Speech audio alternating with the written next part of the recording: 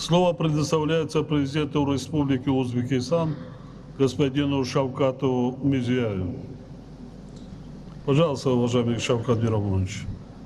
Уважаемый имам Али Шарипович, уважаемые главы делегации, дамы и господа. Хочу особо поблагодарить президента Республики Таджикистан, уважаемого имама Али Шариповича, за прекрасную организацию нашего саммита. Сегодня совещание является авторитетной международной площадкой для диалога в целях создания общего и неделимого пространства безопасности в Азии.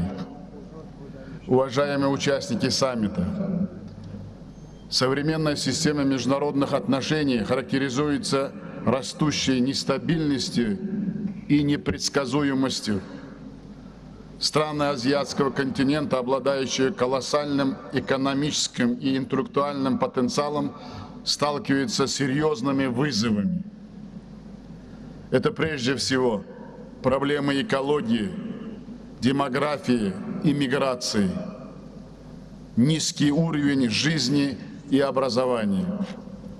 Они являются основными источниками социальных конфликтов, питательной почвой для распространения идеологии экстремизма и терроризма.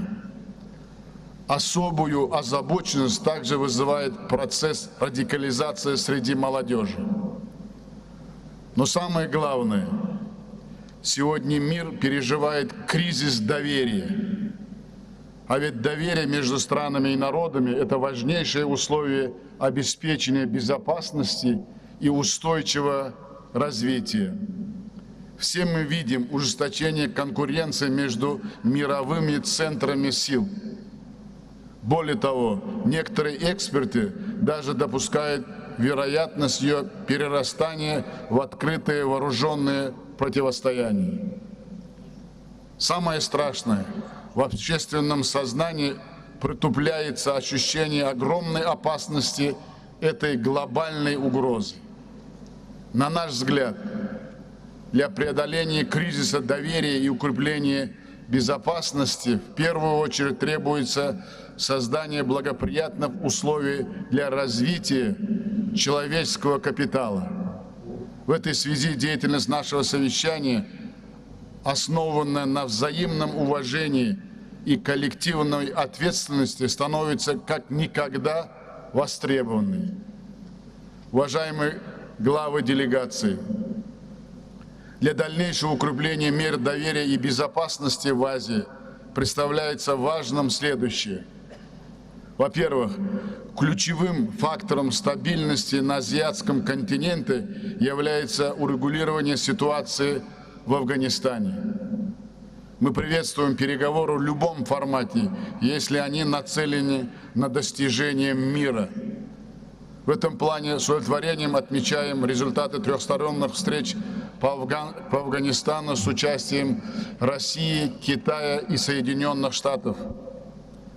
Подчеркну, мир в Афганистане и реализация крупных инфраструктурных проектов в этой стране откроют новые стратегические возможности для всего континента. Во-вторых, особое значение приобретает формирование благоприятных условий для реализации потенциала молодежи, противодействия ее радикализации и расширения доступа к качественному образованию. По нашей инициативе принята резолюция Генеральной Ассамблеи ООН «Просвещение и религиозная толерантность». Разрабатывается Международная конвенция о правах молодежи. Мы готовы взять на себя роль координатора в области научного, образовательного и культурно-гуманитарного сотрудничества. Считаем также крайне востребованным активизация контактов по линии народной дипломатии, в том числе путем обменов и проведения форумов в области туризма. Это однозначно будет способствовать повышению доверия и улучшению взаимопонимания между нашими народами. В-третьих, предлагаем наладить системный диалог по вопросам сохранения межрелигиозного согласия, просвещения и культурного взаимообогащения. Эффективными площадками, в частности, могли бы стать Международный центр исламской цивилизации в Ташкенте и Международный научно-исследовательский центр имама Бухари в Самарканде. В-четвертых, необходимо наращивать усилия по развитию экономической взаимосвязанности и региональной торговли. Речь идет прежде всего о приоритетных инфраструктурных проектах, реализация которых позволит полнее раскрыть транзитный и экономический потенциал всего региона. В-пятых, драйвером устойчивого экономического роста является развитие партнерства на уровне бизнеса. В соответствии с концепцией сотрудничества в этой сфере предлагаем учредить региональный форум малого бизнеса. Наконец, серьезным вызовом безопасности и устойчивому развитию является обостряющаяся экологическая угроза.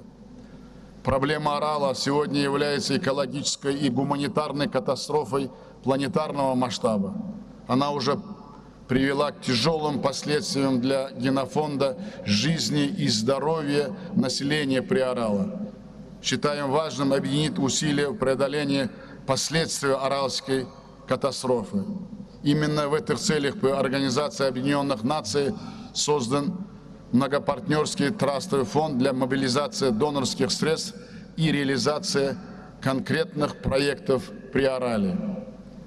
Уважаемые главы делегации, уважаемые участники совещания, все мы хорошо понимаем, что безопасность неделима, и ее фундаментальной основой является доверие. В этом плане важно сохранить заданную динамику сотрудничества в азиатском континенте. Совместный поиск и принятие взаимовыгодных решений позволит достичь наших благородных целей обеспечения мира, стабильности и процветания. Благодарю за внимание.